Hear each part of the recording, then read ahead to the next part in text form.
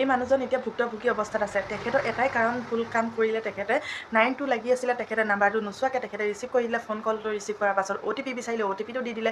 তাৰ পাছত তেখেতৰ হোৱাটছআপটো নাইকিয়া কৰি দিলে, তাৰপৰা ফেচবুকটো নাইকিয়া কৰিলে, আৰু তেখেতৰ বেংকৰ একাউণ্টতো ৰিচিভ কৰিলোঁ। কৰাৰ পিছত মোক কৈছে তোমাৰ হোৱাটছআপত OTP এটা আহিছে, এইটো দিয়া। মই OTPটো দিলোঁ। দিয়াৰ পিছত মই মোৰ কামটো শেষ কৰি পিনি মই ঘৰত আহিলোঁ। আহি পিনি আধা ঘণ্টাৰ পিছত মোৰ লগৰ এটাৰ দোকানত গ'লোঁ। গৈ পিনি মই হোৱাটছআপত ষ্টেটাছ এটা লগাম বুলি ভাবি আছোঁ। হঠাৎ মই এইটো নাম্বাৰ দেখি পিনি মই এইটো নাম্বাৰত সোমালোঁ। সোমাই পিনি দেখি আছোঁ যে নাম্বাৰ ফ্ৰম পাকিস্তান লিখা পাকিস্তান বুলি। লগে লগে মই ভয় খাই দিলোঁ। ভয় খোৱাৰ লগে লগে মই ভতিজাক ফোন কৰিলোঁ যে এনেকুৱা কিবা হৈছে নেকি।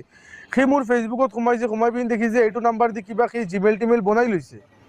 আৰু মোৰ লগৰ এটাক মই ফোন মাৰিলোঁ। মাৰি পিনি তাক লগ কৰিলোঁ। সি কৈছে তুমি পটককৈ থানাত যোৱা। মই থানাত গৈছোঁ। গৈ পিনি মই এজাহাৰ এখন লিখাইছোঁ। লিখাই পিনি মই অফিচাৰক দি আহিলোঁ। অফিচাৰে কৈছে যে এইটো বিষয়ত সিহঁতে তদন্ত কৰিব। কালি হৈছে 7:20 মানত হ'ব সন্ধিয়া। মোৰ ফেচবুকটো ময়ে চলাই আছোঁ, কিন্তু এতিয়ালৈকে সি কিবা ফেচবুকত পোষ্ট কৰি ঘৰ ডবকা টাউন। ৰাইজক এইটোৱে আহ্বান জনাম যে তেখেতে চেক কৰা নাই নেকি, সেইটো কথা খবৰ দিয়া নাই, চালেহে গম পাব। সেইকাৰণে কৈছোঁ আপোনালোকে যিমান পাৰে আপোনালোকে 92 লাগি অহা নাম্বাৰটো ফোন কল ৰিচিভ নকৰিব। আৰু যদি ফোন কল ৰিচিভ কৰে আপুনিও ভুক্তভোগী হ'ব লাগিব।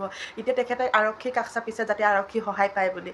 আৰক্ষীয়েও এতিয়া সহায় কৰিবৰ কাৰণে তেখেতক অনুমতি দিছে, আৰু পিছত কি হয় গম নাপাওঁ। সেইকাৰণে আপোনালোকে সকলোৱে যাতে সজাগ হয়, আৰু সৰু সৰু ল'ৰা ছোৱালীক যাতে ফোন কল নিদিয়ে, ফোনটো ৰিচিভ কৰিব নিদিয়ে, যাতে ফোন চুবলৈ নিদিব। কাৰণ এনেকুৱা অৱস্থাত এনেকুৱা এজন মানুহ হ'লেই অসমত। সেইকাৰণে আপোনালোকেও সজাগ হওক।